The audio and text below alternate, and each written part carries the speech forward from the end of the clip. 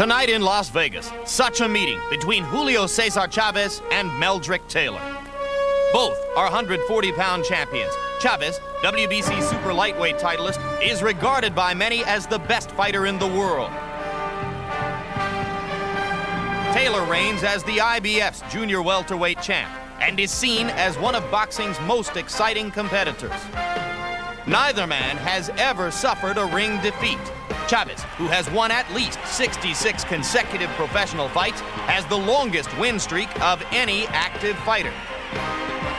Add Taylor's 24 victories and 1 draw, and these two warriors are undefeated in 91 bouts.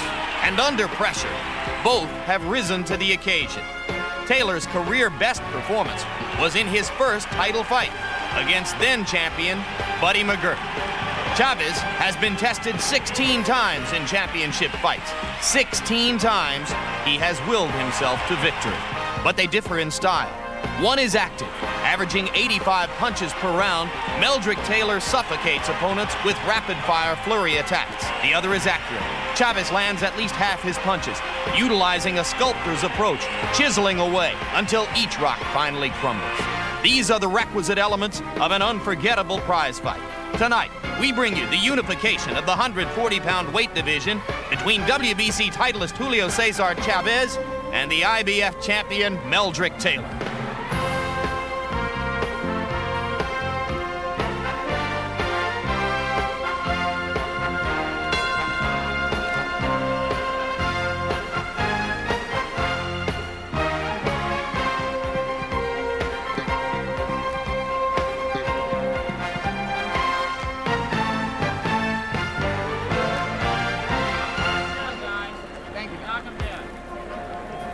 Tonight, World Championship Boxing comes to you live from the Las Vegas Hilton, where HBO Sports presents a 140-pound title fight unification between two undefeated champions, the IBF's Meldrick Taylor and the WBC's Julio Cesar Chavez. Live in the indoor arena at the Las Vegas Hilton, which seats 9,300, which has been the scene of some of Julio Cesar Chavez's greatest victories and toughest challenges, and has a crowd tonight populated by so many Mexican Americans, you might begin to wonder whether St. Patrick's Day is a Latin American holiday. A crowd whose participation in this fight will weigh heavily in the favor of Julio Cesar Chavez. Hello again, everybody. I'm Jim Lampley. It's our great pleasure at HBO Sports to bring you what we call and what other experts have called the greatest little fight money can buy. A bout between two extraordinarily talented, undefeated champions whose styles seem to be perfect foils for one another. As we turn to our HBO boxing analyst, Larry Merchant, it's worth noting that despite Buster Douglas's big upset over Mike Tyson in February, which was a big surprise, we had been looking forward to this bout for a long, long time. And both fighters are aware of the expectations. Could the bout collapse a little bit under the weight of all this excitement? Following Tyson and Douglas is like Holmes following Ali or Norville following Paulie. In Tokyo, Tyson and Douglas were supposed to be a little fast food sushi, and happily it turned into a 4-star banquet. This fight is supposed to be a 4-star banquet, so we might be disappointed if it turns out to be a little less.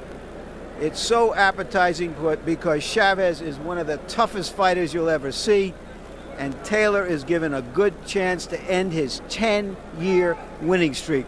If ever there was a reason for great expectations, this is it.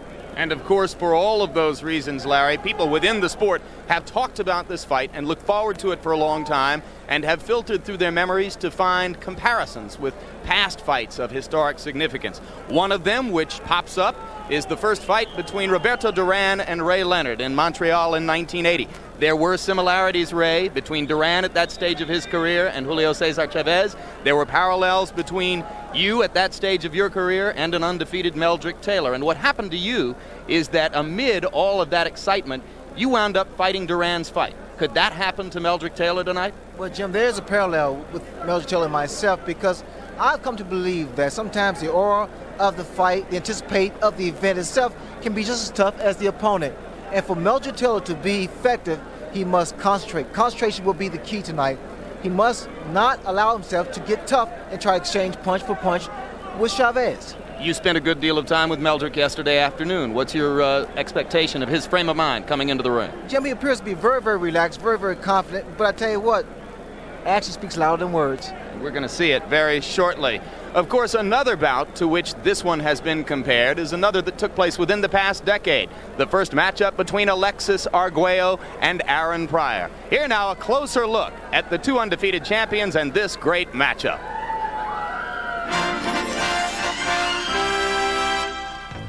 Tonight's fight is the climax toward which Meldrick Taylor and Julio Cesar Chavez have been working for the past 2 years. One of them will keep rising toward the pinnacle of the sport.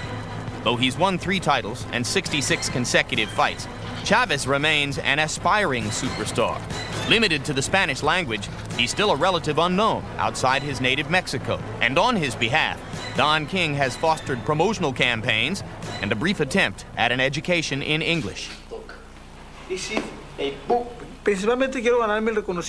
I must win this fight in order to achieve worldwide recognition. And to fight a champion like Meldrick Taylor and defeat him will help me achieve my goal. Meldrick Taylor was one of the less heralded Olympic boxing champions of 1984. Fewer fans noticed his march to a gold medal than, for instance, the exploits of Breland and Biggs. But Taylor has since become the most successful of the 84 Olympians. The Philadelphia native won the junior welterweight title in only his 21st pro fight. This is a good opportunity for me to show the world that I'm the best fighter out there at 23 pound for pound in the world. In a sport where contrasting styles make great fights, these two champions are perfect foils. Chavez likes to fight inside, where he combines body punching with excellent defense to wear down his opponents and break their will. Meldrick Taylor relies on lightning speed and classic footwork to get off ahead of his opponents. I have the quick hand speed, good lateral movement, good mobility. I see Chavez as a great pressure fighter, good combination, relentless fighter. But I see me offsetting that attack. Boxing fans saw a similar matchup of junior welterweights 7.5 years ago. The Nicaraguan champion Alexis Arguello was like Chavez, a ring technician who held titles in several different weight classes. Aaron Pryor was like Taylor, an undefeated American champion who needed a major victory to propel him to worldwide recognition. There were 2 fighters that was the best in their weight class in their field. They had different type of styles, like this time here with me and Chavez. For the 90s, we have 2 young fighters with our whole career, life is on the line here, and we're going up against each other. Pryor and Arguello put their boxing lives on the line for 14 brutal rounds in an epic battle of wills. Combination by Arguello again, the uppercut and the overhand right. Back with another overhand right. Pryor smiles at him off the bell. Arguello trying to cover up. A smashing right hand. Arguello's helpless against the ropes. Arguello's hands to the side. It's over. Aaron Pryor has retained his junior welterweight championship. Arguello slumps to the canvas. We're supposed to fight because we love the sport and we like the challenge. Is what it feels to defeat another human being with the same brain capacity, with the same boxing skill, you know, and then you become the winner. That's the great thing. Desperate determination is what made Pryor Arguello 1 a ring classic, and what may make this fight a carbon copy, especially since Chavez has come so far without ever tasting defeat. I've always had in my mind that in the ring, every opponent is a champion, and I am a human being like anyone else, and one is always exposed to defeat. Fortunately, I've always prepared myself consciously 100%, as each one of my fights leads to bigger and more important fights, and I think that's why I have remained undefeated. Meldrick Taylor has also benefited from a champion's desire. My will probably prevail in this fight. Chavez is a great champion. He's determined. He has a lot of pride also. But I just think that extra little bit of will just to do anything it takes to win and just bring out the best. See, I'm a fighter that rises to the occasion. You know, if I have a challenge out there and somebody said I can't do it, or I have just got doubts about me, I'm going to do it. No doubt about it, I'm going to do it. If Chavez and Taylor's confrontation is anywhere near as pulse-quickening as the 1982 Pryor-Arguello epic, fans will demand a rematch, as they did for Pryor and Arguello just 10 months later. It's almost like deja vu. Only about 3,000 miles to the west. Oh!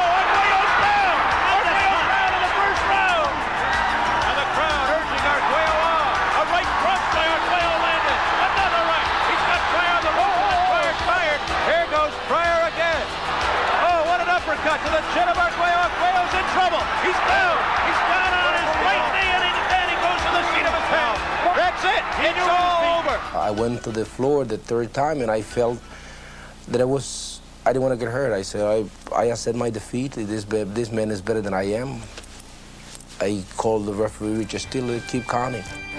Arguello never recaptured the champion's determination he lost in that 10th round.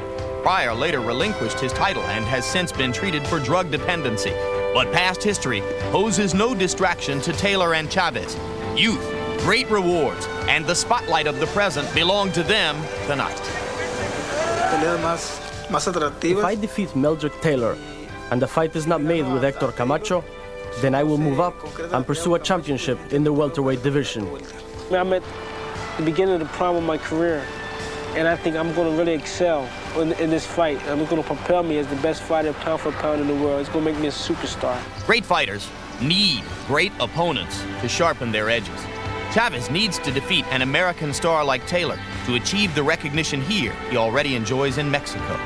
Taylor needs to beat a lionheart like Chavez if he wants to be boxing's next box office superstar. When champions meet, high drama usually follows. And now we bring you back live to the indoor arena at the Las Vegas Hilton, where every seat is filled as HBO Sports brings you World Championship Boxing, the 140-pound unification between Meldrick Taylor and Julio Cesar Chavez. It's scheduled for 12 rounds. And now once again, for more on this scintillating bout, HBO Sports boxing analyst Larry Merchant.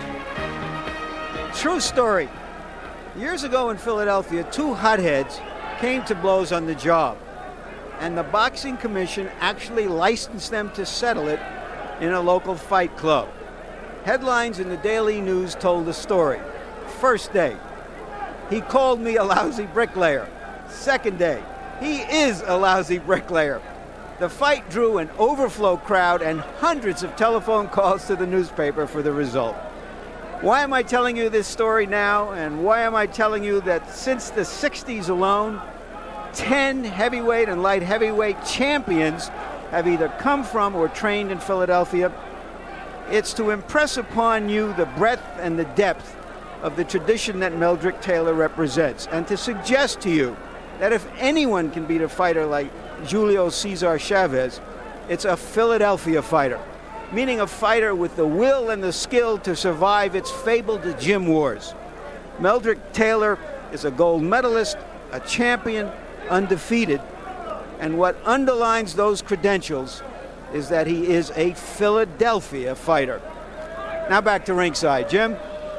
All right, Larry, a comparison in cultures between Philadelphia and Mexico, a contrast in styles. Chavez, the more precise puncher, he throws fewer punches per round but lands a greater percentage than does Taylor, who tends to overwhelm opponents with a lot of activity. Which style would have presented you with more problems in the ring, Ray? Well, Jim, the guy that throws less punches but land with more accuracy, and that's Chavez. Of course, there's always a chance, though, that judges will be more impressed by the fighter who throws a lot of punches, even if he isn't landing quite as many. You never know if it goes to 12 full rounds, which it could here in Las Vegas. Now quickly, Ray Leonard, your tips of the night for both fighters.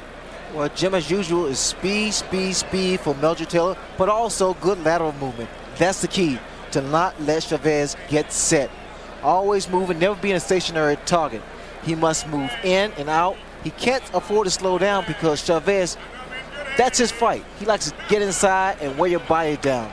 So what he must do is in and out. Use that good speed of his. And I'll tell you one thing, Taylor is so quick, like here, tremendous hand speed. So what Chavez needs to do is slow it down. And the best way to do that, Jim, is body shots.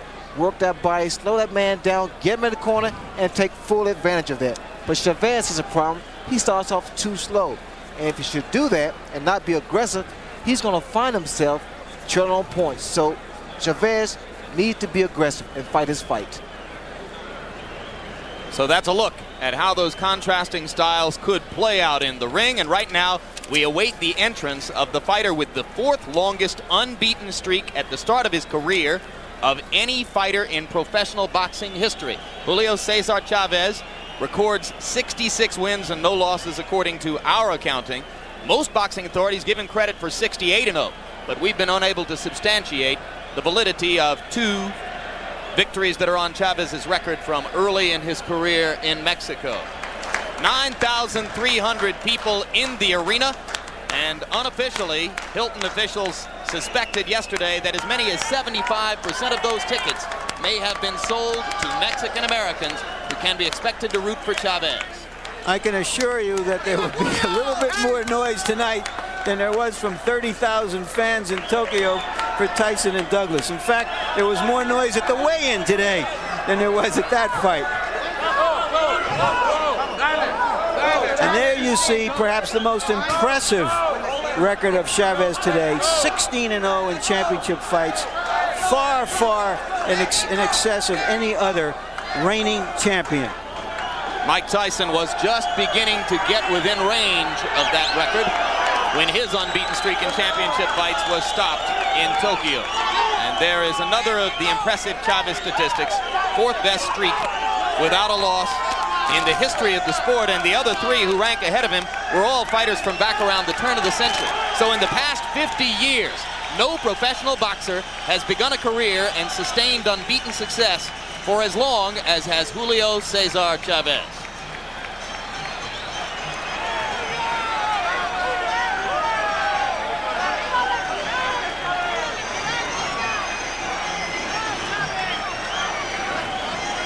Chavez is about an 11-5 favorite. A couple of hours ago, the odds were down to about 8.5 to 5. But a lot of these Mexican fans have put their money where their hearts and even where their heads are. Seating on the floor here is flat, so there are many who have not been able to see Chavez as he approached the ring. And now the noise will begin to swell as he enters the ring and comes within sight of most of the crowd.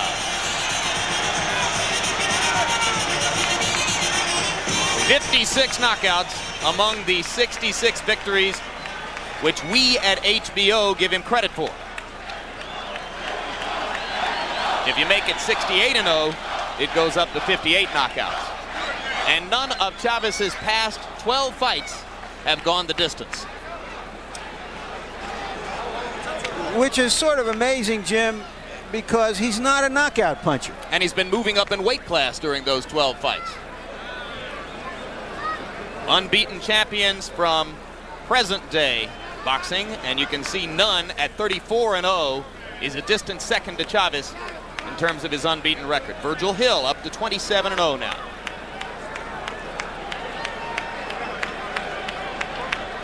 But it takes enormous consistency to win every time for as long as Chavez has been able to do it against quality opponents in 3 different weight classes. And now the familiar Lou Duva and his lieutenants will lead their charge. Meldrick Taylor out of his dressing room. There is Lou filling the middle of the screen and screaming, "Where is the music?" Right next to Taylor, that's Pernell Whitaker, world lightweight champion. Put the music on! Already things aren't going the way Lou wants them.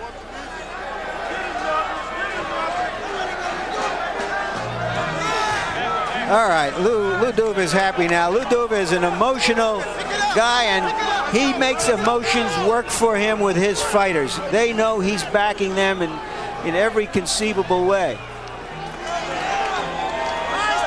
He is so animated that there's a tendency among casual fans to think of Lou sometimes as a bit of a buffoon. But don't let all the antics fool you. He knows what he's doing. You know what I find interesting is the fact that normally you walk to the ring, your song is always upbeat. But this song is Ray Charles, very, very slow. America. It's interesting, I tell you. And carrying the American flag into the ring is #1 ranked heavyweight contender Evander Holyfield. An Olympic teammate of Taylor's. Well, Holyfield holds the flag for his buddy Meldrick Taylor. This fight will also get the rapt attention of Meldrick Taylor's other Olympic buddies, Mark Breland, Pernell Whitaker, Terrell Biggs. Virgil Hill. Pretty good graduating class. Not bad at all. Almost as good as the one you graduated from, Ray. It's been so long, so I forgot, Larry. Well, Ray Leonard, of course, was a classmate of Howard Davis and the Spinks brothers in winning his gold medal at Montreal. And now we take a look at Meldrick Taylor's record, the only mild blemish, a draw with Howard Davis in what was probably the best performance of the latter stages of Howard Davis's career. And only the 12th professional fight of Taylor as well. He's had some big wins over Buddy McGirt, Robin Blake, more recently a tough fight with Courtney Hooper that was more of a challenge than most expected it to be, but he was coming off of a long layoff from a knee injury. Tail of the tape, the two fighters are almost identical in size. A 1/4 pound weight advantage for Meldrick Taylor, a 1/2 inch height advantage for Julio Cesar Chavez, but basically they will present the same physical picture to each other in terms of size and dimension. Jim, Taylor is a little bit stronger. Taylor looks more like a welterweight, I think. Chavez a little bit more like a lightweight, but Chavez has shown real muscle definition in preparation for this fight, more so than we've seen him. Punch statistics, Larry. And here is our statistical profile of how active these fighters are. And as you can see, Taylor throws a few more punches, but Chavez, who generally throws at close range, has a much higher percentage of success. Their styles also are reflected in the number of jabs they throw. Taylor throws more jabs. Chavez just pushes his jab out as an opportunity to get close to his opponent. Rules for the fight, combining the rules of the WBC, the IBF, and the state of Nevada. 3 judges scoring on the 10-point must. No standing 8 count, no 3 knockdown rule, and you can be saved by the bell in the last round only. Right now, let's go up to the ring announcer, Chuck Hull, for the pre-fight introductions. Good evening, ladies and gentlemen. Welcome to the Hilton Center of the Las Vegas Hilton Hotel, where tonight Don King Productions and Main Events Monitor Dan Duva, President, in association with the Las Vegas Hilton, presents World Championship Boxing. This bout is sanctioned by the Nevada State Athletic Commission, Dr. James Nave, Chairman. The commissioners at ringside this evening are Dr. Elias Ghanem, Dwayne Ford, Jay Nady, and Luther Mack. The executive director of the Nevada State Athletic Commission is Chuck Minker. Representing the IBF at ringside this evening is Mr. Al Goodman, and representing the WBC at ringside is Mr. Bobby Lee of the state of Hawaii. The officials assigned by the governing bodies for the next bout of the evening, the judges will be Chuck Giampa, Jerry Roth, and Dave Moretti. The timekeeper will be Mike Morabito. Counting into knockdowns, Al Bisick. The attending physicians at ringside, Doctors Flip Omansky, James Game, and Al Capana. And your referee is Richard Steele. This is the main event of the evening. 12 rounds of boxing for the unification of the WBC IBF 140-pound championship. Introducing, in the red corner, fighting out of Culiacan, Mexico, weighing in at 139.5 pounds, with a professional record of 66 wins, no defeats, with 56 KOs. He is the WBC Super Lightweight Champion of the World, Julio Cesar Chavez.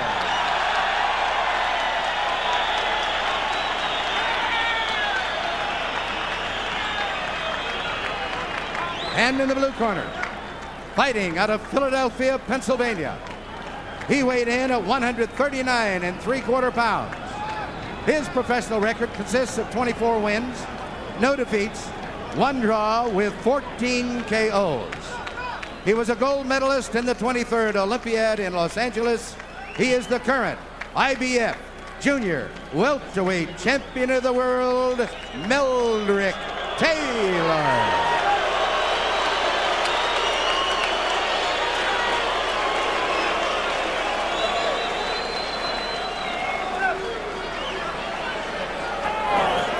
Okay, you guys, I spoke to both fighters in the dressing room. I'm cautioning again, tell them both to obey my commands at all times. All right? Watch the low blow, the rubber punches, okay? Shake hands, good luck. The two things to watch right off the bat are, will Chavez come out faster than he normally does? Will Taylor be able to avoid serious exchanges? Let's go. I'm so excited I could watch these guys fight for 3 straight days. Through all of his training, Meldrick Taylor trained with a circle drawn in the middle of the ring. Lou Duva urged him to stay inside there and not go near the ropes. When he goes near the ropes, even if he may look good doing it, he is doing exactly what his corner won't want him to do. Well, they had what they call the zone, fight in the center of the ring, not allowing Chavez to corner him. So you should see a lot of movement from Taylor. Customarily, Chavez does not throw a lot of punches in round 1, but he has promised, as Larry Merchant pointed out, to start faster this time.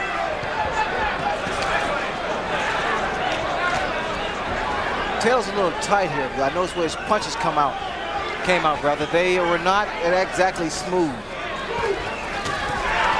Chavez scored with a left hook. A right in close by Chavez, but Taylor finished the exchange. This is the kind of fight that Chavez loves, that inside fighting. Likes to work the body. So what Taylor has to do is to maintain his boxing style. Just keep moving. Chavez's eyes are focused on the midriff of Meldrick Taylor. He is thinking body from the outset.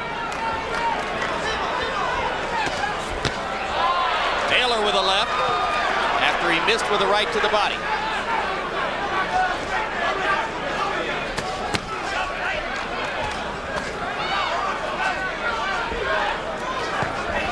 For both fighters, the jab is a strategic rather than an offensive weapon. They're using it to set up other punches, not to do damage or score heavily.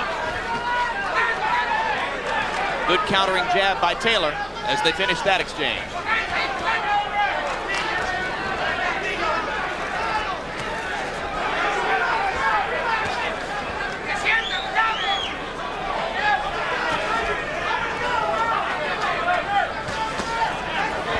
Chavez not really doing much. He's trying to see what Taylor has to offer. And then what he'll do, he'll pull on the attack. Taylor using his hand speed to land a little bit more frequently. One subtlety to watch if you have not seen Chavez before. He has extraordinary capacity to keep his eyes open inside and find targets amid heavy infighting. That's concentration. That's what it takes.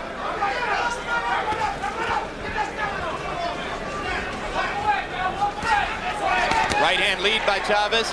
Taylor flurries in return. You see the in and out movement from Taylor. Gets inside, throws combinations, and steps back out. That's what he needs to do. Yep, just what you prescribed before the bout.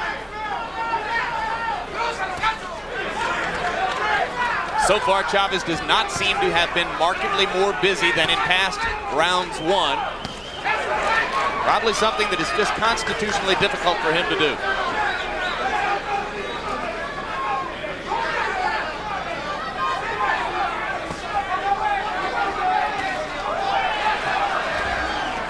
Taylor starting with the jab. Chavez is using more right-hand leads.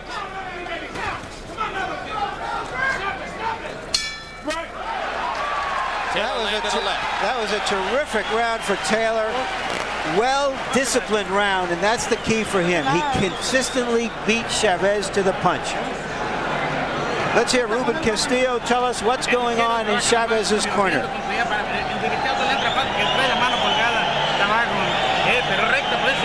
Throw your right hand aloft.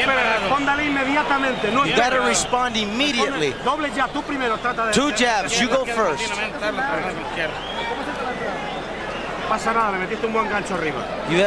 You throw a good left hook. Work inside it. Don't get frustrated. Don't get excited.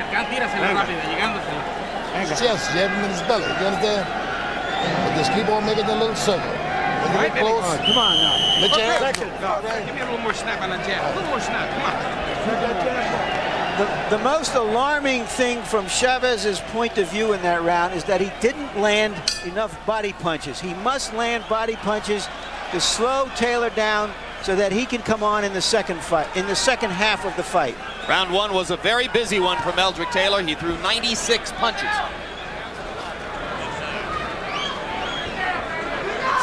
They also instructed Taylor to snap that jab, bring it back, because you see the right hand, of Chavez. He's trying to counter that jab. And it's difficult to do that if you throw 2 jabs.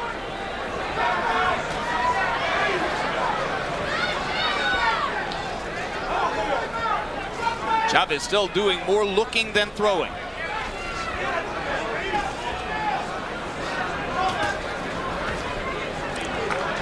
That's the kind of, Jim, that's the kind of fight that's going to be good for Taylor. To frustrate Chavez. Make him look for him. Be cute. We've seen Chavez get off to this kind of start against much less talented fighters than Meldrick Taylor, though. He started slowly against Sammy Fuentes here in November.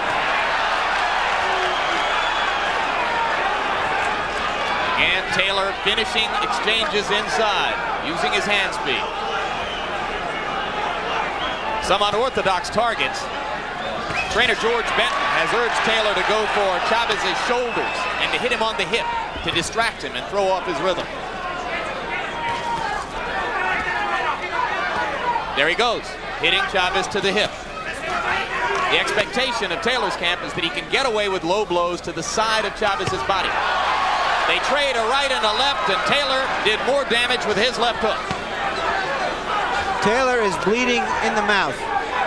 Yep, it's dripping out from between his mouth guard. Good right hand inside by Chavez.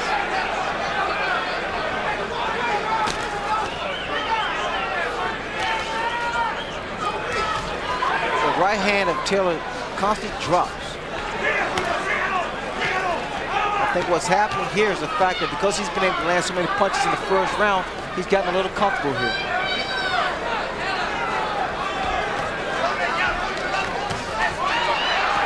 So far, Taylor has remembered to counter everything Chavez throws. How distracting could the little blood trickle out of the mouth be, right? Well, it bothers you because it has a tendency to just taste bad. Plus, it hurts you, hampers your breathing. We've been told that Taylor had that cut inside his mouth during training.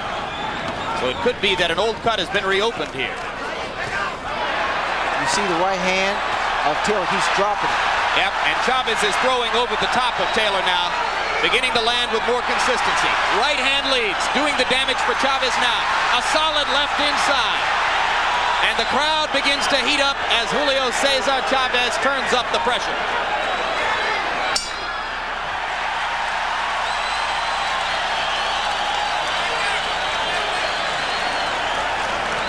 These are going to be hard rounds to judge. Taylor controlled that fight until the round until the last 10 seconds. How do you score it? You're too fast now. You understand what I'm saying to you? Now you ain't having no problem, are you? Now look, hey man, don't let him carry you so fast. You understand? The guy's carrying you too fast. He's backing you up too much. Hey man, you got to get down, got to dig in a little bit. You understand what I'm saying to you? You listening to me? Huh? Now get under some of them punches, right? And start to jab him at his chest. Put that up back. All right, I got it. Okay. Okay. No. Keep that jab.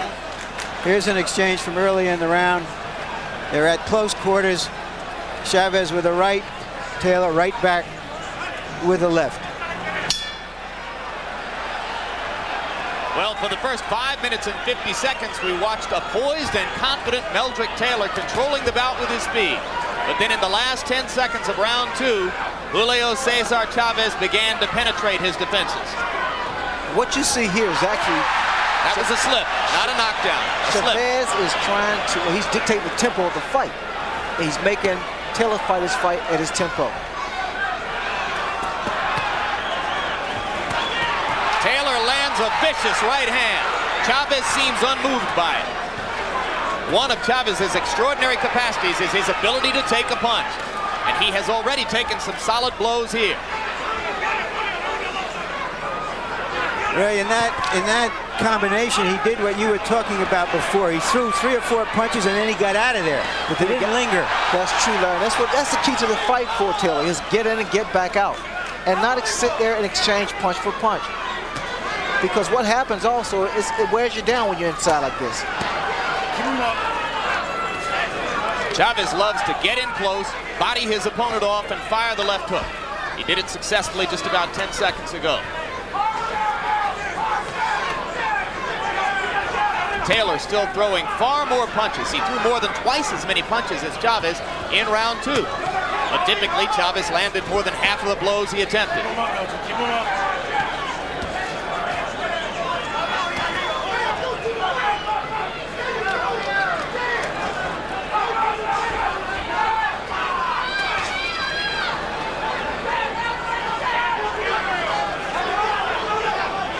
The surprise to me, Ray, so far is that Taylor has been landing many more body blows than Chavez. And that has been Chavez's most effective punch. And I tell you, that's Chavez's forte, the body shots. In fact, he's abandoned that, and he's trying to out-jab Meldrick. Because of his speed, Meldrick is starting and finishing most exchanges. This is another very good round for Meldrick Taylor. They're fighting in the zone in the middle of the ring. Chavez lands a solid right hand. But you see the frustration on Chavez's face. He can't get set. Now, whether or not Meldrick can keep up this tempo is yet to be seen. Meldrick trading uppercut for uppercut and landing more effectively than Chavez.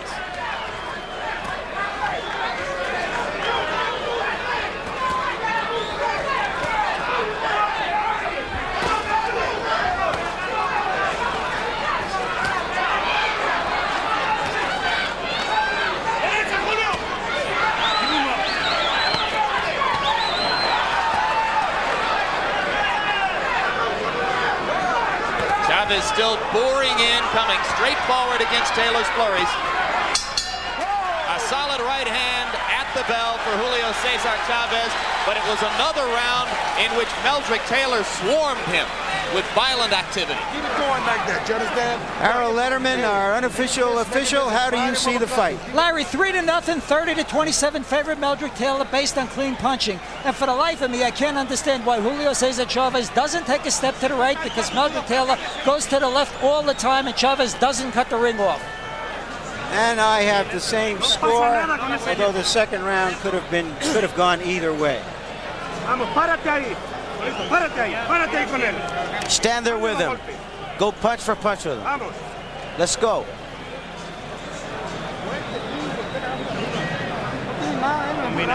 He doesn't have anything. Throw combinations. Go to throw a right hand. Throw a good right hand. We talked before this fight about Taylor allowing that Philadelphia fighter ego to get in the way of a disciplined fight.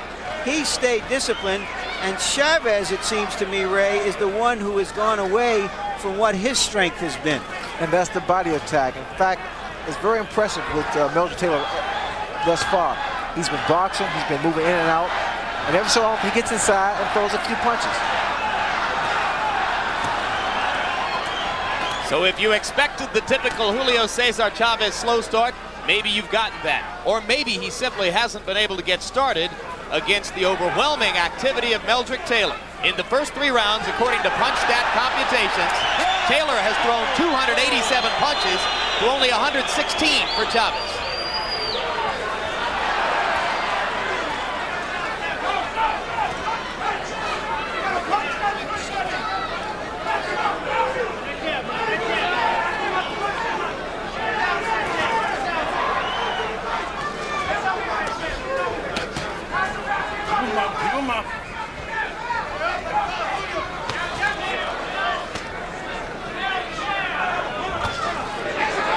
Good right hand lead by Taylor. Still trading 4 blows to 1 for Chavez. Chavez tries the left inside. Taylor comes right back. And Chavez simply hasn't been able to get Taylor to the ropes a single time. Taylor's combination inside is so fast, he can get him off and get away. But what happens sometimes, he has a tendency to stand up, and he's very vulnerable for a counter. But as long as he's moving, Jim, he can win this fight in fine fashion. Now get out. Solid left hand by Taylor, and he moves back out. Another successful exchange.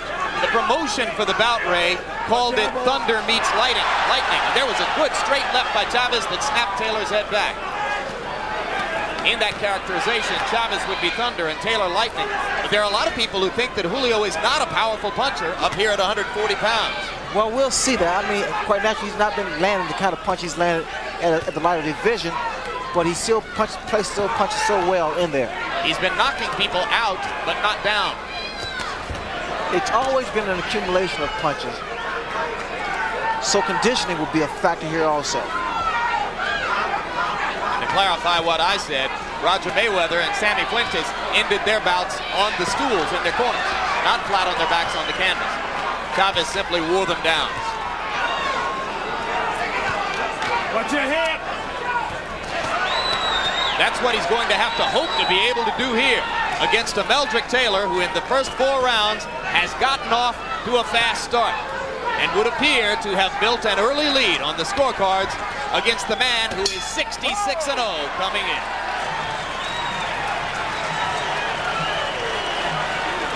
Now you're boxing beauty. How you feel, baby? Huh? You can come on with the ice. Come on. With the ice. I'll take this.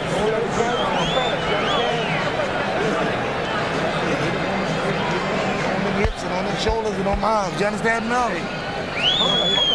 So you don't miss. You got me covered? Now just settle down. Settle down. Don't let the guy carry it too fast. You understand? Leave it up there. Put it right on. Put it right on. You're boxing beautiful out there. You got to throw punches and back this guy up now. I don't want this guy stealing the rounds off him. You hear it? Yes, you know, when you get nailed, come back. Eso es. Él se olvida de subir la mano cuando te mete abajo. Keep your hands up. Throw the combinations down.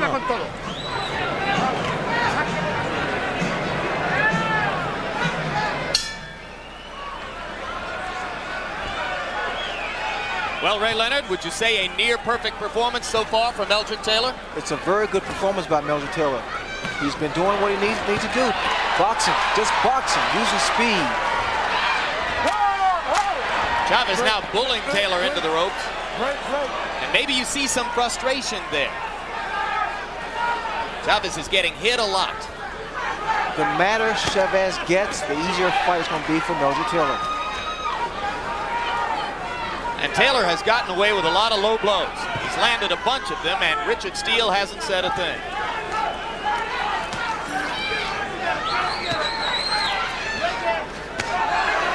Right hand lead by Chavez lands. Taylor comes back with an uppercut. We'll look to see if Chavez will follow his corner's orders and throw double left hooks. Chavez is looking for Meldrick Taylor's head. That's not an easy target.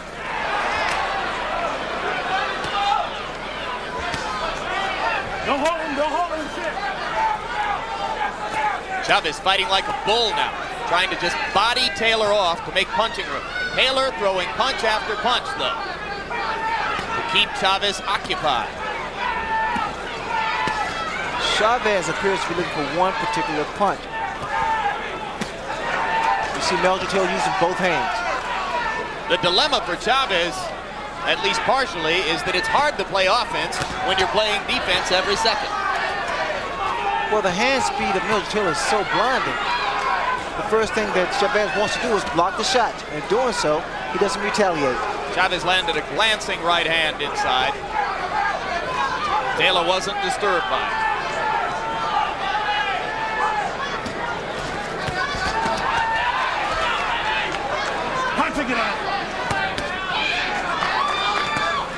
Again, Jim, this kind of fight, this inside fight, it wears a fighter down. And again, Taylor, I must stress, Taylor would do better going in and going out. I mean, although he's landing some pretty combinations, he would do better by getting his punches in and then backing away. Is he getting overconfident? Well, he's finding that he's able to land so many punches. He's gotten very, very comfortable in there. But he's doing a tremendous job, too. Is it possible, Ray, that he's getting a little tired to stay outside and that he's trying to get rest in there?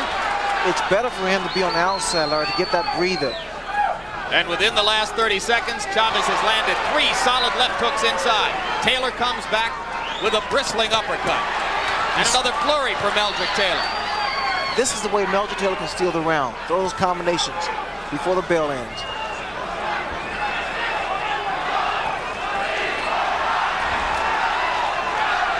Chavez boring in with a left and right, and Taylor begins to move again. And as round 5 comes to a close, Meldrick Taylor throws his gloves skyward in celebration of his performance so far.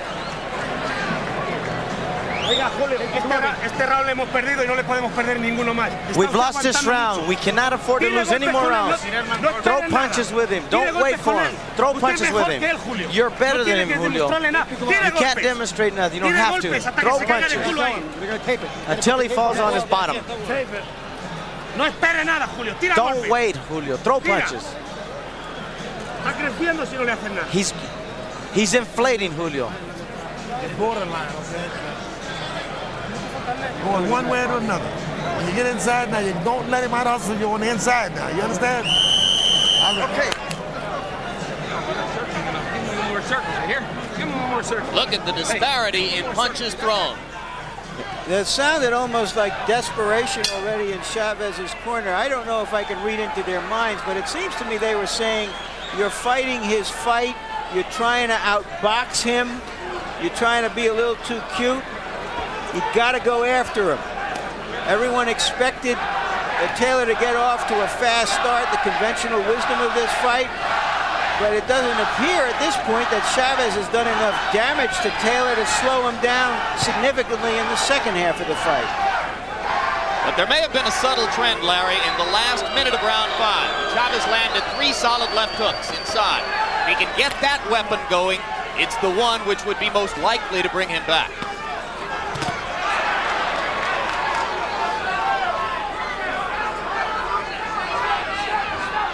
Taylor still exchanging to the body effectively. They trade punches inside, and Meldrick seemed to wobble for just a second. But now he comes back throwing. There's a slight swelling under the left eye of Meldrick Taylor. And every once in a while, we see a little trickle of blood out of Taylor's mouth. That doesn't seem to have bothered him.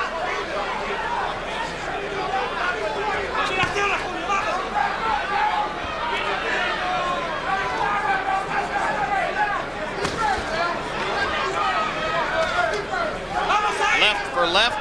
Meldrick misses with a right and a left.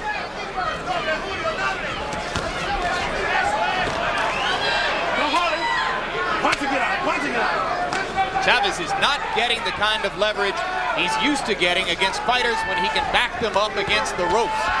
He's never faced anyone with the speed of Meldrick Taylor, and the speed has definitely bothered the rhythm of Chavez.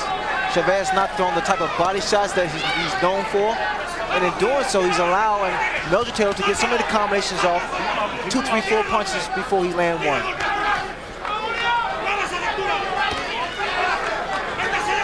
Taylor moving better now than in round 5, throwing the jab from greater distance.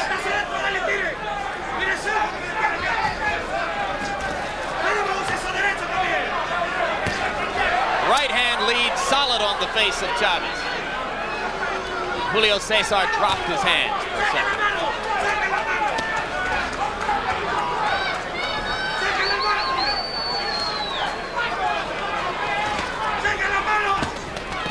This is a masterful fight with Meldrick Taylor.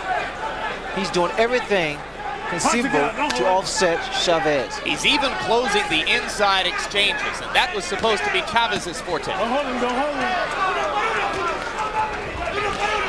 Chavez off balance, reaching in, uncharacteristic. Lunging with the right hand lead. Taylor beginning to dance and shuffle. And for the first time, Richard Steele tells Taylor to keep his punches up. But not before he'd landed about 20 low blows. In Chavez's corner, the last round, they said he's getting inflated, which I interpreted to mean he's getting a little full of himself, a little cocky. Well, off of that round, he had every reason to be cocky. Don't let him carry you too fast. Settle down a little bit. You got me covered? Now you're coming back now. You're coming back. You're starting to feel good. Harold, we're halfway through this. How do you see it? Larry, I've got Meldrick Taylor winning the fight overwhelmingly, 6-0, 60-54 on points based on clean punching and ring generalship. Julio Cesar Chavez just can't seem to go to the right and cut off Meldrick Taylor when Taylor goes to the left, and Taylor's out punching him, and that's all there is to it. It's all Meldrick Taylor. I have Taylor pitching a shutout too so far, but somehow I doubt that the judges will see it quite that way. This is the part of the fight They are all Chavez Nevada judges. Usually starts to take over. That's right. It is from this point on that he has done his most damage in the past. But tonight, Chavez, who normally lands upward of 50% of his punches, is down in the 30s. So he has not been as effective as he expects to be. Solid left hand by Meldrick Taylor, and Chavez showed you there his incredible ability to take a punch. You watch the life in the legs of Meldrick Taylor. Still a lot of bounce. And that gets back to the fact, Ray, that Chavez has not done damage to the body like he usually does. He hurt Chavez just then. Chavez buckled. Chavez is damaged by the first minute of this round, in which Taylor has landed at least 3 solid left hands. Chavez appears to be totally discombobulated here. He's not throwing combinations. He's not throwing body shots. He's looking for that one shot to the head. I think at this moment he may just be trying to clear his head. I got to brag a little bit, guys. I've been telling my friends for days that Meldrick Taylor would win the first 6 rounds of this fight, and I agree with you, Larry, and you, Harold. I think he has. Let's see if the rest of my predictions will come true. I don't feel that confident about that now. The way this fight is unfolding, it appears to me that if there is a knockout, it will be, and I've never said this, as far as Taylor's concerned. You never dreamed before the fight you'd be saying Meldrick Taylor could knock him out, right? Because Taylor is the boxer, and yet he's out-punching and outscoring Chavez. Well, his plan coming in was simply to win 1 round at a time and be totally happy with a 12-round decision. He would appear to be well on his way to that.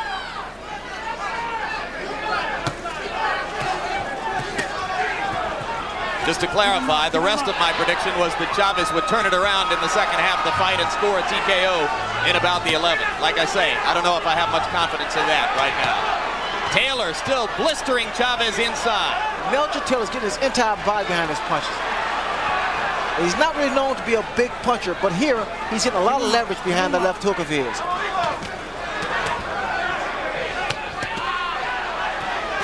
It's hard to imagine Taylor being more effective. Hard to imagine him doing a better job of rising to the biggest occasion of his career.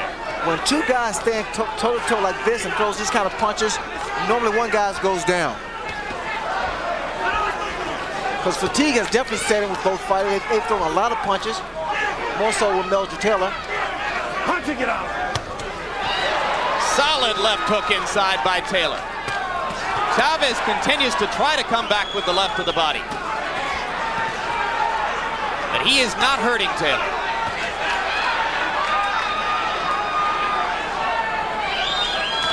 This would appear to be the deepest, darkest situation of Julio Cesar Chavez's long career. You saw them touch gloves after that round. There's great respect between them.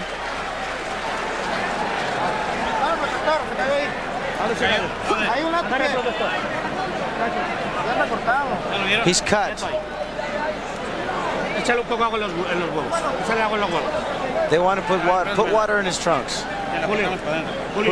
Tenemos que jugárnosla porque ese tipo no te está haciendo nada pero está sacando las manos. You've got to go out. He's not doing anything. Throw 3 punches.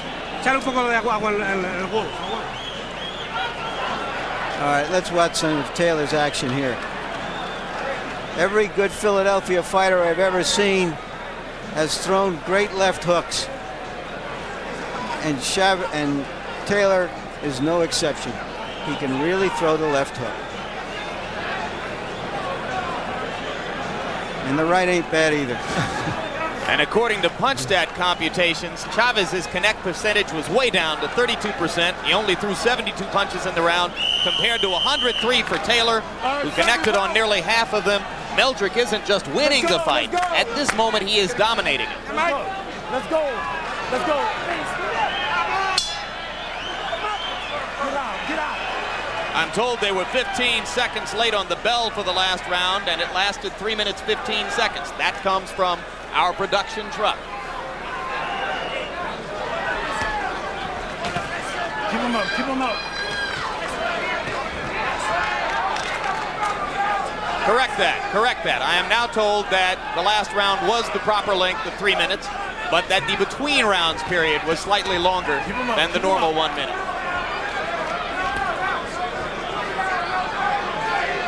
So let's not say there have been any major irregularities or cast aspersions on the great professionals here in Las Vegas who control boxing and who sit next to me.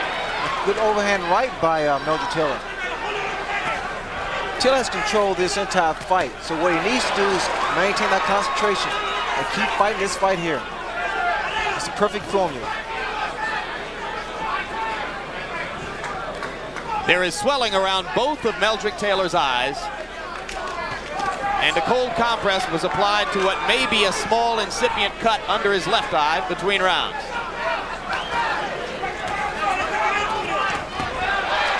Chavez landed a left. Taylor flurries furiously in return. And when have you seen Chavez at the end of an exchange like that moving backwards? Not very often. This is a whole new experience for Julio Cesar Chavez. A sign that I see here, Jim, is the fact that Chavez is not pressuring the attack. He's more apt to move around. And Chavez does not fight this. This is not his fight.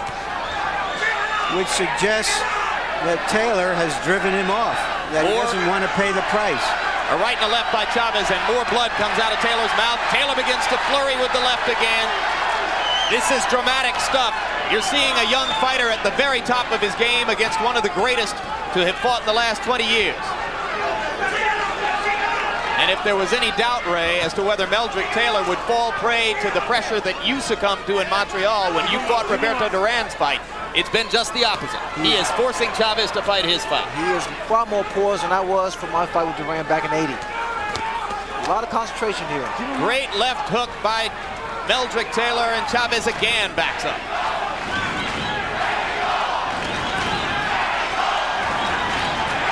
Crowd chanting Mexico, Mexico, trying to lift Chavez up.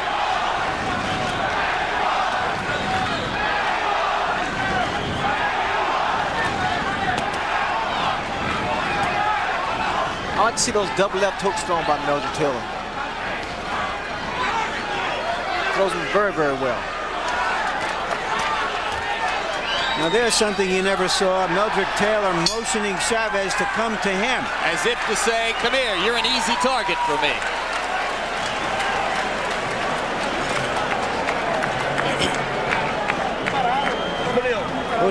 Julio, está usted muy parado, échele corazón. You're standing too straight up. Do it for your family. Give it all your heart. Let's go. Esta se nos ha puesto fea, pero vamos a poner los cojones ahí. You got to put everything you've got. Tire lo que tenga, por el amor de Dios, Julio. Tire lo que For the tenga, love coño. of God, throw everything you've got, Julio. Usted es grande. Vamos arriba de él.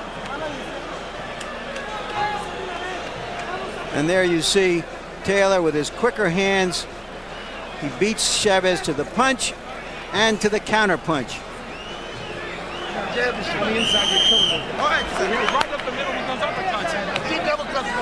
They've gone to the whip very early in Chavez's corner. Yeah, when the cornermen start saying, for the love of God, they know how desperate the situation is. Taylor lands a right-hand lead to start the round off. Taylor went straight for Chavez. It's incumbent on Taylor not to give Chavez an unnecessary chance to get back into this. Look at the speed of Meldrick Taylor's flurries. Reminiscent of a young Ray Leonard. I love those combinations, Jim. He gets them in. It's so beautiful. He puts them together very well. And one thing those combinations do, it takes the crowd out of the fight for Chavez, because from a distance you can't see if any or all of those punches have landed. They come so many, and very few of them are stopped or blocked by Chavez. Chavez still looking for that one big punch. He's just not getting a chance. He's standing in the middle of the ring where Taylor wants to fight. He hasn't been able to get him to the ropes, and he's being outpunched 2 or 3 to 1. And still outpunched to the body as well. If you've just joined us, you're in the middle of the 9th round of a classic performance by a young fighter on the threshold of greatness. Meldrick Taylor, coming into this bout, an underdog against the unbeaten Julio Cesar Chavez, has completely dominated Chavez with hand speed and vicious infighting. Taylor may well have won every round. You know what I see now, Jim, is the fact that Taylor's coming out on top, fighting inside. And few expected that. He's done it with commitment, hand speed, superior strategy.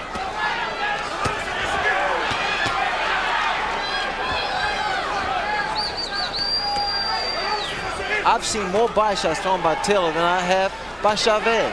And the left hook to the body is supposed to be Chavez's great weapon. Taylor landing at will with the left hook inside, Ray. It's a credit to Chavez's remarkable chin that he does not appear to have been wobbled. Blood now from Taylor's mouth and nose, but nothing is slowing him down. Chavez with a right hand that woke up the crowd for a second. Meldrick has answered everything like that in the bout. Savage left hook to the body by Taylor. And another. And what you see here again, Taylor's going through the body with 2 hands. He's been nothing short of great in that category. And finally, Richard Steele gives Taylor a serious warning about low blows. Look at slightly rejuvenated Chavez steps in and lands a right hand.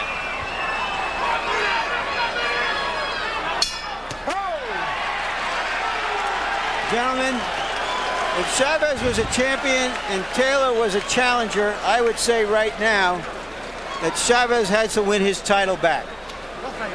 Ahora sí, este es el hombre que yo quiero. Ya se bajó todito, Julio. Este es el peleador que yo quiero, Julio. Aprovechar ahorita, Julio. Go for the opportunity. He is slowing down. Clean his face, he's putting Vaseline. For your family, Julio. Un esfuerzo más que lo tenemos. Yo sé que es muy duro, pero tú eres más macho que él. Harold, we're 3/4 of the way through this fight. Envelope, please. Larry, I've got it 90-81, 9 rounds to nothing in favor of Meldrick Taylor. In rounds 5, 7, and 9, Meldrick stood on the inside and just outfought Chavez at his own game. And in the 8th round, he backed him up. I mean, I think it's all Meldrick Taylor. I think Julio has lost a lot of the snap to his punches. Let's go, Sonny, let's go, let's go. It's a test of will as well as skill. I don't think either man's will has cracked yet. In every round so far, Taylor has thrown more punches, landed more, effectively dictated the strategy of the fight. I see here when Taylor's telling me that he will block the left hook to the body with his arms. He's doing a good job of that. He's carried out George Benton's game plan to perfection. Whoa, beautiful trading punches inside, and Chavez again seems to wobble slightly as Taylor lands at will. Brilliant stuff from Meldrick Taylor. Chavez on the verge of going down. Now he smiles as he slips a punch. Incredible fight by Meldrick Taylor. This man is in shape because the tempo of the fight and the combination he's been throwing. And Chavez, the great body puncher, is reduced to headhunting. Taylor has to watch out. I'm seeing him being hit by these left hooks. He needs to watch out for those shots.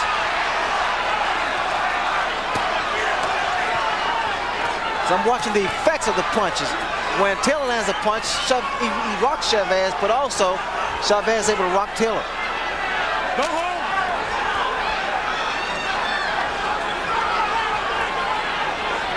Taylor beginning to look more the worse for wear than the action of the bout would have led you to believe, though.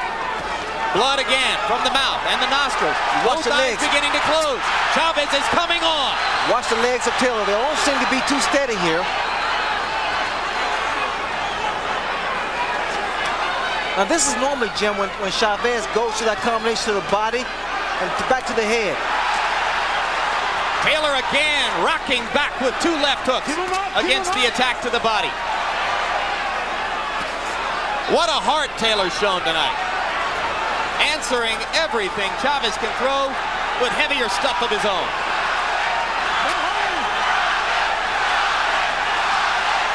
Crowd tries to become the 3rd man in the ring. The arms of Taylor is starting to go down now. He's starting to drop now.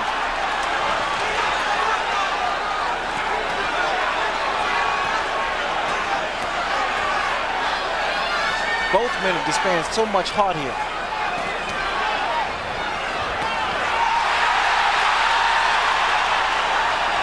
Chavez finally seizing the initiative for the first time. And for the first time, there's a mild air of danger from Meldrick Taylor.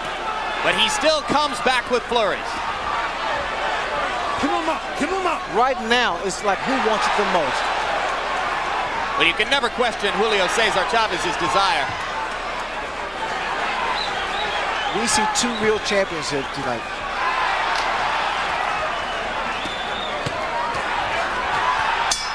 The combinations about both of them. Meldrick Taylor, incredible. It doesn't get a whole lot better than that, guys. Angelo Dundee, the famous trainer, is here. He said to me earlier today that Chavez is the toughest fighter he has ever seen, bar none. And you can see just how tough he is if after those first 9 rounds, he can come back at Taylor like this. Don't back off this guy too much because you get hit, you understand? Huh? You all right? Take a deep breath, man.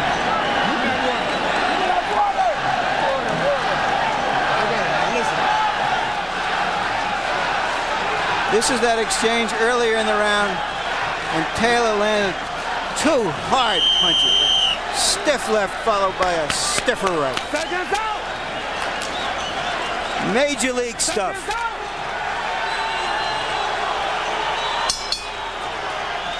Again in round 10, Taylor threw more punches, landed more punches.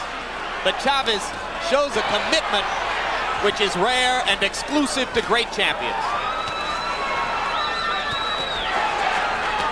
What's going to be interesting in these next 2 rounds is to see how Taylor handles this, because this is the toughest fight he's ever been in. Whether there's fatigue, whether he can stand up to this great champion who is just not going to give up. It's impossible to conceive that Chavez is in any way disillusioned about the necessity of a knockout. He's got to knock Taylor out to win this fight. No holding. Watch your head. Keep him up.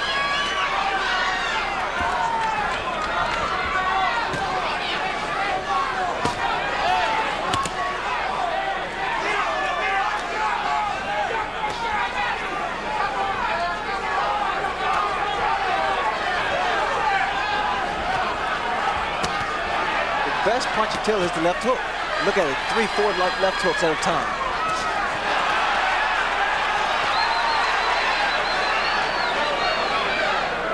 The left hook, as Larry told you, a Philadelphia staple. Remember Joe Frazier? Watch your head.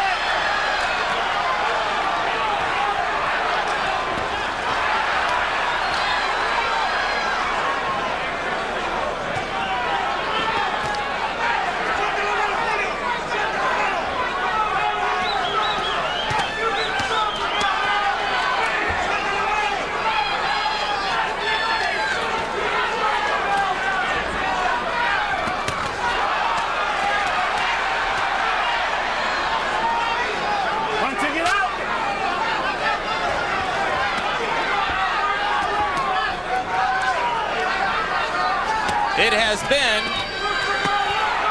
78 years since a fighter began his professional boxing career with as many or more consecutive wins than Julio Cesar Chavez.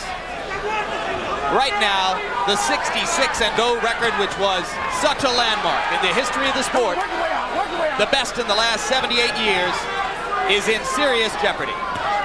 As round 11 comes toward a close, Julio Cesar Chavez must begin to contemplate the reality that he's got 3 minutes in which to produce an unlikely knockout, or he will see his streak end before thousands of his countrymen. The impressive thing, he's still seeing combinations thrown by Meldrick Taylor. Here in the 11th round, incredible. 2 hard punches at the bell after a furious round like that. And Taylor was woozy and almost went to the wrong corner. He doesn't have a lot left, Larry. Julio, tienes que jugártela este round. You've got to go for this round. When the bell rings, you've got to go, throw your punches. Tú lo puedes noquear todavía, Julio. No, this is the last round. The whole fight is right now. This round depends on you. Need it now. No. You need this round. No, the fight is hanging on this round here, Mel. This is Okay, champ. This is the last and final round. The man called you. No. Nobody called you. The man called you. No. You want to be champ of the world? You want everything? Nothing. Vamos, campeón, vamos. Come on, champ. Julio, tú eres más fuerte que él. You're stronger than he is, Tú champ. puedes más que él, vamos. You're more than he is. Seconds out.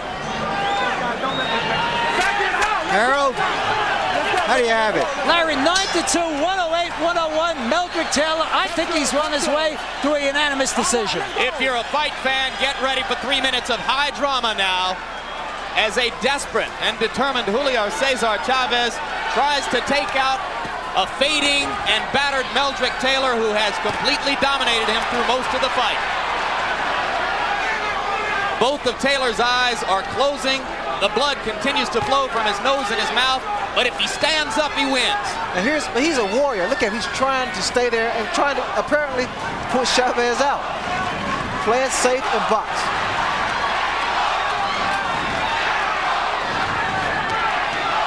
Meldrick Taylor said before the fight, he'll take me to a higher place. He's there right now. He's there right now, Larry. No question about it. Well said.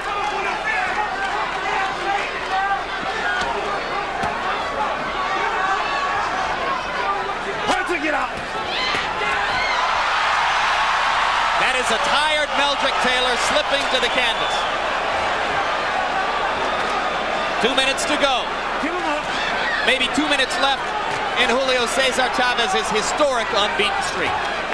You would expect the aggression to be with Chavez. It's more so with Taylor.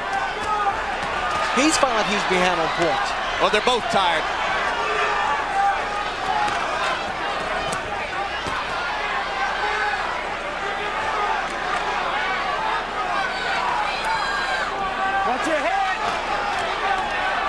But you're right, Ray. It doesn't appear at this moment that Chavez has the stuff to get it done. More pawing than punching now, at a time when he needs the best.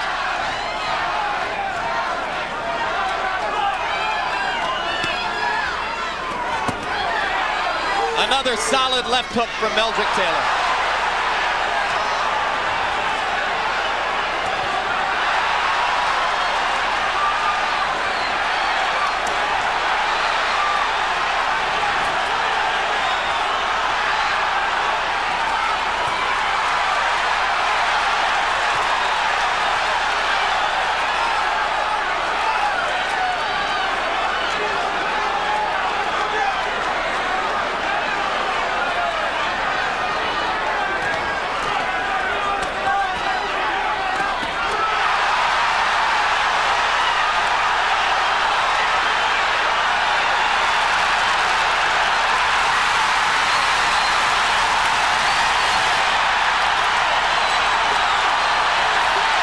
If he gets up, he probably wins the fight. I can't believe it. Unbelievable. Richard Steele stopped the fight with fewer than 5 seconds to go. You're going to watch Lou Duva go crazy now. You're going to watch Lou Duva go absolutely berserk. This is one of the most unusual calls by a referee in the whole history of the sport.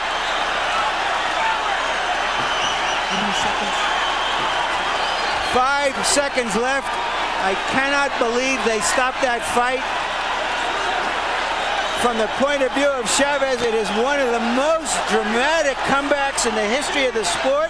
Larry, the official time will be 2:58 of the 12th round. He knocked him out with 2 seconds left.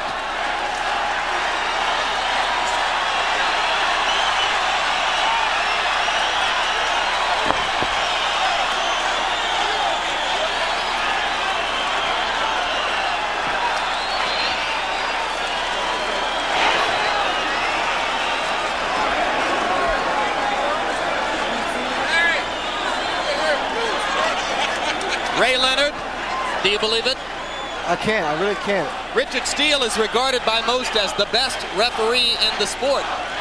He has really put himself on the line. Harold Letterman, your response. Jim, the last round is the only round that you can be saved by the bell, okay? But the referee obviously doesn't know how much time is left in a round. That's right. Had not Steele stopped the fight, it's very likely that Meldrick Taylor may have won a decision. but the last round is the only round in which you can be saved by the bell. Very, very interesting. So if Richard Steele didn't stop the fight, Chavez would never have thrown another punch. Had the judges had Taylor ahead on the scorecards, as we did, Taylor would have won the decision. Very interesting. There's very little question of that, Harold, unless they were watching an entirely different fight. Here's another look. It was a solid right hand thrown by Chavez, his desperation punch, if you will, because throughout the whole fight, Meldrick Taylor fought an impressive fight. The left hook set him up for the right hand. And Meldrick trying to hold himself up, get hit by a solid right hand, and goes to the canvas. Now, here's where Steele makes a critical decision. Taylor was up. My memory tells me by the count of 4, Ray. I think it was 5. He was up. You're right, it was 5, 7, 8, 9. Now he looks at him. Are you okay? And stops the fight. You notice Meldrick looking at his corner for instructions. He couldn't answer Steele when Steele asked him if he was okay. Is that what's critical, Harold? That's the point. Meldrick Taylor did not respond, and that's very, very obvious. And when you're the referee, if the guy doesn't respond, you have no choice but to stop the fight, because Meldrick Taylor could have been very, very seriously hurt. Therefore, Richard Steele made the right call without question. That is Steele's criterion here. Exactly. If you see it again, Taylor looked at him but didn't say a word and then looked away. Right. He didn't respond to Steele's question when Steele said, "Are you all right?" There's no doubt that Richard did the right thing. The man could have been seriously hurt. It's a shame that it had to happen, but I agree 100% with the referee in this case. All right, I think Larry Merchant may be ready to talk to Richard Steele. They're standing in front of a camera right now, and Larry's nodding at me, and yeah, let's go. Larry with Richard Steele. All right, I'm with Richard Steele, the referee. Richard, you described the end of the fight and why you stopped it. Well, Larry, I stopped it because, you know, Meldrick had took a lot of good shots, a lot of hard shots, and it was time for it to stop. I didn't, you know, I'm not the timekeeper. I don't care about the time. When I see a man that has enough, I'm stopping the fight. Did you ask him a question? Did you ask him what his name was, where he was? Anything to find out whether he could have gone on, which turned out to be another 2 seconds in the fight? No, I didn't ask him a question. I asked him, was he all right? And I didn't hear him say a thing, but I was looking at his condition mainly. That's what I was interested in. Given the stakes of the fight, given the tide of the fight, should you have looked back and seen where Chavez was? Should you have given this man in a fight this big a chance to survive? There's no fight worth a man's life. I don't care what it is or how many I do. When I get tired of seeing a guy getting pound, and I think he had enough, I'm going to stop him. Thank you very much, Richard. Now back to you, Jim. And right now, let's go to ring announcer Chuck Hull for the official particulars. Ladies and gentlemen, referee Richard Steele stops the bout at 2 minutes, 58 seconds of the 12th round. The winner and now holder of both the WBC and IBF 140-pound championships from Culiacan, Mexico, Julio Cesar Chavez.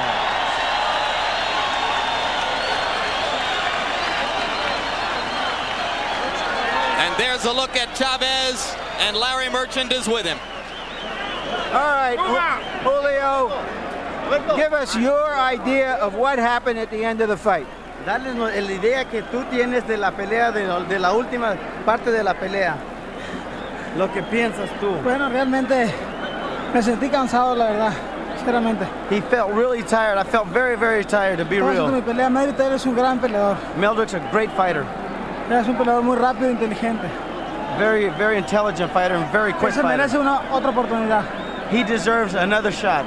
Did you think you were losing the fight and would lose it unless you knocked him out in the 12th round? Si tú crees que estabas perdiendo la pelea y la única manera de ganar era por nocaut. No, yo sabía que la pelea estaba muy pareja, cualquiera podía ganar. I think he thinks the fight was still a close fight. What was so difficult about fighting him? ¿Qué era lo más dificultoso de pelear a él? Es un peleador rápido, inteligente, le tiras un golpe y te pega 3 golpes. He's a very intelligent fighter, very quick fighter. He'll throw 3 punches and He throws one punch and he throws 3 punches back. Julio, is that the toughest fight of your life? Is he the best fighter you ever fought? El mejor peleador que has peleado. Sí, él es. Meldrick Taylor sí es uno de los peleadores más fuertes, más duros. Yes, he's one of the toughest fighters. And you think definitely that there should be a rematch? ¿Sí crees que debe haber una revancha? Yeah. Thank you very much, Julio. Great fight, great comeback. Julio, okay for the camera. Jim? All right, thank you very much, Larry. And just to set the record straight about what was at stake when Richard Steele made the call to stop the fight, our information from the Nevada State Athletic Commission is that Meldrick Taylor would have won a split, not a unanimous, but a split decision. One of the judges had Chavez ahead, but 2 others had Meldrick Taylor winning the fight. So Richard Steele, in effect, prevented Meldrick Taylor from winning a split decision by stopping the fight when he did. Harold Letterman has already offered his opinion, Ray, that it was an entirely justifiable decision. What do you think? It's a horrible scenario because it was just 2 seconds away from winning or unifying the division. And I think that with Richard Steele, the referee, he's a very competent referee, and he was doing what he felt was in the best interest of the fighter. There's not too much more that needs to be said, Jim. Let's give credit to Chavez for what has to be seen as another of his long string of incredibly willful and courageous performances. He had to come up with something in the last minute of the fight, and he did. Well, it was a complete shutout up until like 2 seconds before the round was over. And Meldrick Taylor fought the most perfect fight I've seen in boxing. Tactical, strategic, he did what he had to do to really nullify Chavez. This defeat will do nothing to diminish the reputation of the great Meldrick Taylor. And Larry Merchant is with him right now. All right, Meldrick, give us your version of what happened at the end. Did you get any kind of signal from the referee asking you how you were? Do you think you could have gone on? The fight was 2 seconds in the 12th round. There's no one in the world in hell that he should have stopped this fight. Me leading on the scorecards going into the last round. I got hit with a good punch. I went down. Here, let's say it here. You got hurt by a right hand. Describe the rest of us.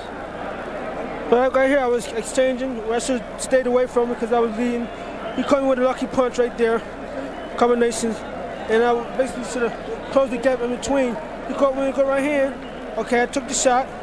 And I got up. He didn't say anything to me. He didn't say, "Are you okay?" Count. He didn't give me no kind of directions in the corner. And he just stopped the fight. I looked at him. See, he's counting. All right. He asked me, was I? Yeah, he's look, he's nodding his head at him. He said, "I'm okay." He's nodding his head at him. You're telling him you're okay. Yeah, look at that. Look at that. Look at that. He nodded his head at him. You're all right. I'm right at Chavez and said, "I'm okay. I'm okay." Then he just stopped. All right, Lou Duva, manager and co-trainer. Lou, what was your view of that? Should he have stopped the fight? He says, I don't know what time it is. All I know is I've got a hurt fighter in front of me. I don't want him to get hit anymore. Bullshit. I don't believe that there. He got up. He started to pick up the count. At 6, he got up. And he kept talking to him. And you'll see him, look at the photo again, and you'll see Meldrick nodding at him. And he was okay. And forget about it. He didn't know the time. They got to give the guy a chance. It's a title fight. He wasn't getting hurt out there. You're saying, Lou, that the referee should, in a fight of this magnitude, somehow take that in consideration, especially Absolutely. What's gone on up till now. Absolutely. The fight was a great fight. Both fighters were great out there. Let the fighter fight out there. He must have had some semblance of how long it had to go on there. But the kid got up. He got up at 6, and he counted 6. Take a look at the photo, and you'll see it at 6, Larry. It wasn't at 9. It wasn't at 10. It was at 6. He was up, and he was looking at the referee. Let's see if we can take another look at that. Fellas back in the truck. Right. Here it is. Watch when he gets up. Watch when he gets up. Now watch what the count is when he gets up. Watch his fingers. See his fingers? Now it's 7. See it? Now it's 8. Now it's 9. Right? Now he's looking at him. Now he's not stopping the fight without even giving the kid a chance. Come on, for Christ's sake. That's baloney. Did you think you were ahead in that fight, and why were you successful up until that moment? Well, I know I was ahead because I threw a lot more cleaner shots, a lot more flurries. And leading to the last round, I got a little careless. Was trading his punches and stuff, should have stayed away with the jab. But still, the fight was that good that it should have went to 12 rounds, and it was just premature that he stopped the fight like that, of his magnitude. Just let me get this straight one last time. When you were up, and you were up at about the count of 5, actually, because it was when he counted 6, he was looking straight in your face. Did you try to signal him in any way, I'm okay, or did you just assume that you were going to go on and finish the round? I nodded and said, yo, I'm okay. Then he looked at me and waved his hands. I couldn't believe it. I believe he was stopping the fight. You'll see him nodding out there, Larry. If you look at that, you'll see him nodding when he's over there. At the count of 6, he's nodding at Chavez congratulated you on a great fight, and almost the first words out of his mouth was, he deserves a rematch. Do you want a rematch? I most definitely want a rematch, because this fight should have been mine. This should have been in the basket. I had leaned on the scorecards, and then it was premature that Richard Steele would do something like this and start the fight under this false pretense like this, with only a few seconds left in a 12-round fight of this magnitude. And I had a clear conscience. I got up to count of 6, okay? And I grabbed the rope just to keep my balance. And it counted 8, 9, 10. I looked at him, and 9 minutes, I'm ready. Then he just stopped the fight. He was ready to go out there, Larry. I don't understand it, Larry. Thank you very much, Meldrick and Lou. Back to you, Jim and Ray. All right, thank you very much, Larry, and brilliantly done. You heard the talk there, Ray Leonard, about a potential rematch. Of course, there's been a lot of discussion as to what can happen in the future to either one of these fighters, perhaps moving up to welterweight to fight a Marlon Starling, perhaps going back down to lightweight to fight a Pernell Whitaker, or most likely meeting each other. And let's campaign right now. I want to see it again. You want to see it again? Big time. I want to see it again. What will this do to the frame of mind of a Meldrick Taylor, who fought about as brilliantly as he could have been expected to fight and wound up losing on a knockout in the last 10 seconds of the fight? Is it going to discourage him and set him back, or is it going to give him more incentive to increase his greatness? Viewing Meldrick Taylor tonight, I'm led to believe that he's going to be even greater, even faster, stronger, and even more confident, because this kind of fight here only makes a fighter better. After what happened to Chavez tonight and the punishment he took through these 12 rounds, what could he do to turn the tables and come out and be more effective against Taylor the next time? You know, they say styles make fights, but then again, Meldrick Taylor made the fight. He did his thing. He outpunched Chavez, he outscored him, he threw body shots. He was doing everything that normally Chavez would do. I'm very impressed. I tell you, I'm very impressed with Meldrick Taylor. All right, thanks very much, Ray. It was a brilliant bout. We're going to be talking about it for a long time. Larry Merchant, you've seen a lot of things in boxing, but this one writes another new chapter. Who gets the credit? Who gets the blame? Well, first I want to say, is this just the start of the 90s? I don't know if I could stand this anymore between Tyson and Douglas and Chavez and Taylor. Earlier I tried to say in any number of ways how tough a man Julio Cesar Chavez is. I told you how Angelo Dundee said he was the toughest fighter he'd ever seen. I said, tougher than LaMotta, tougher than Marciano, tougher than Frazier. He said, the toughest I've ever seen. After all the punches he took in this fight, to still be able to find somewhere in the depths of him the strength and the will to finish that fight that way, even if Richard Steele had allowed it to go on and if Taylor had won the fight, is simply amazing. I think Richard Steele made a mistake. I think that in an event of this magnitude, you cannot dismiss what has gone on in the past. You have to have some sense of where that round is. I believe that Taylor could have endured. I think it was an injustice to him. No discredit to Chavez at all.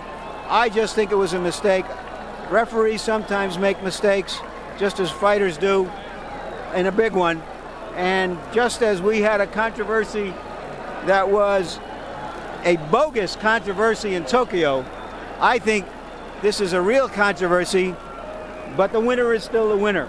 But this is a controversy which is going to build and kindle, rather than diminish, interest in a sport which you have so accurately called the theater of the unexpected, and which was once again the theater of the unexpected here. We're going to see a rematch of this as soon as both fighters can get ready to do it and make the deal, I think.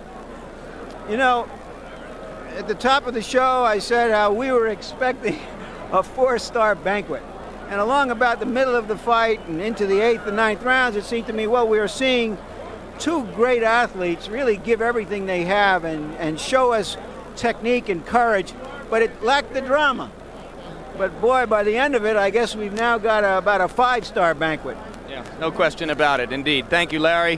Thank you, Ray. It was a privilege, as always, to work with the two of you. And as Larry suggested, sometimes you get a chance to build up huge expectations for an event and the event not only lives up to those expectations, but surpasses them. Those are the moments in sports which are longest remembered. We expected, we asked for, we promoted a great fight here tonight. We saw a brilliant performance by Meldrick Taylor, which ended in defeat. We saw a less effective performance than usual from Julio Cesar Chavez, which ended in the 67th victory of his so far unbeaten career. It was chapter one, and only chapter one, of a drama which promises to play into future chapters.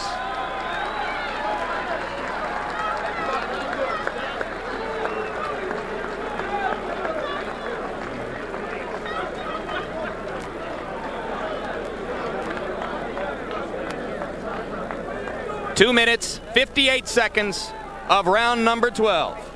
Meldrick Taylor's demise at the hands of Julio Cesar Chavez. To be continued. Stay tuned immediately following HBO's World Championship boxing coverage for One Night Stand, Charles Fleischer on the East Coast and Lean On Me on the West Coast.